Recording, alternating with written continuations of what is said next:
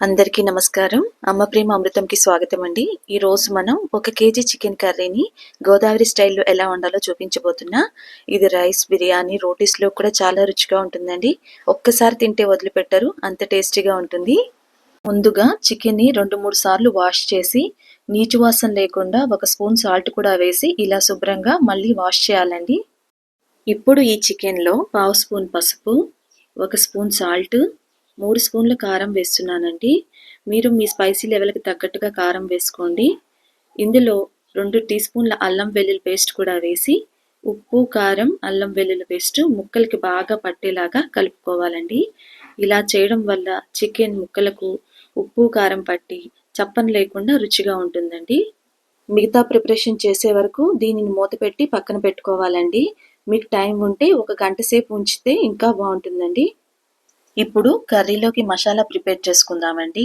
Pan వేడెక్కిన తరువాత 2 స్పూన్ల ధనియాలు, 2 దాల్చిన చెక్క ముక్కలు, 1 అనాస పువ్వు, 6-7 లవంగాలు, 4 ఇలాచి, 10 మిరియాలు, కొద్దిగా జాపత్రి వేసి ఇలా దోరరంగు వచ్చే వరకు వేయించి ఒక ప్లేట్లోకి తీసుకుని చల్లారాక మిక్సీ పట్టుకోవాలి. అదే పాన్లో 4-5 చిన్న గుంట గరిటెల ఆయిల్ అంటే 50 గ్రాముల ఆయిల్ అండి పోసి ఆయిల్ వేడెక్కాక 4-5 పెద్ద ఆనియన్స్ని ముక్కలుగా కట్ చేసి వేసుకోవాలి.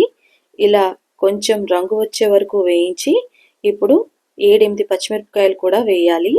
ఉల్లిపాయతో పాటు వేస్తే పచ్చిమిర్చి బాగా మెత్తబడుతుంది కాబట్టి మధ్యలో వేయాలండి. ఉల్లిపాయ ఎంత బాగా వేగితే చికెన్ రుచి అంత బాగుంటుంది. ఉల్లిపాయ సరిగ్గా వేగకపోతే కూర తీపొస్తుంది. ఉల్లిపాయ ముక్కలు ఇలా బాగా వేగాక మ్యారినేట్ చేసిన చికెన్ ముక్కలు కూడా వేసి ఉల్లిపాయలు చికెన్ బాగా కలిసేలాగా కలుపుకోవాలి. దీనిలో ఇప్పుడే వాటర్ పోయకూడదండి. చికెన్లో నుండి నీరు ఊరుతుంది కాబట్టి ఆ వాటర్లోనే చాలా వరకు ముక్క మగ్గిపోతుంది. ఇలా మగ్గించడం వల్ల చికెన్కి మంచి రుచి వస్తుందండి.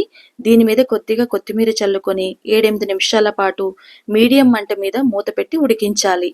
చికెన్ ఉడుకుతూ ఉంటే మనం మసాలాని మిక్సీ పట్టుకుందామండి.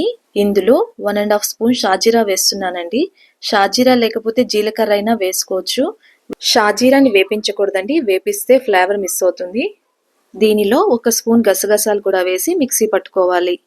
మూత తీసి చూస్తే చికెన్లోని వాటర్ ఎగిరి ఇలా దగ్గరకు వచ్చిన తర్వాత దీనిలో మసాలా వేసి గరిటెతో మెల్లగా కలపాలి. ఎక్కువగా కలిపితే ముక్క విడిపోతుందండి. ఇప్పుడు మసాలా కర్రీకి పట్టేలా ఒక 2 నిమిషాలు మూత పెట్టి ఉంచండి. మసాలా కర్రీకి పట్టిన తరువాత ఒక చిన్న గ్లాసు వాటర్ పోసుకొని ముక్కలు విరిగిపోకుండా మెల్లగా కలుపుకోవాలండి. ఇప్పుడు మళ్ళీ కొద్దిగా కొత్తిమీర చల్లుకొని 5-6 నిమిషాలు మూత పెట్టి ఉడకనివ్వాలి. ఇప్పుడు మూత తీసి చూస్తే చూసారు కదా, చూస్తుంటేనే తినాలనిపించేలా చాలా బాగుందండి. రుచి కూడా అంతే బాగుంటుంది. ఇప్పుడు ఉప్పు సరిపోయిందో లేదో చూసుకుని స్టవ్ ఆఫ్ చేసుకోండి. మీరు కూడా తప్పకుండా ఈ కర్రీని ట్రై చేయండి.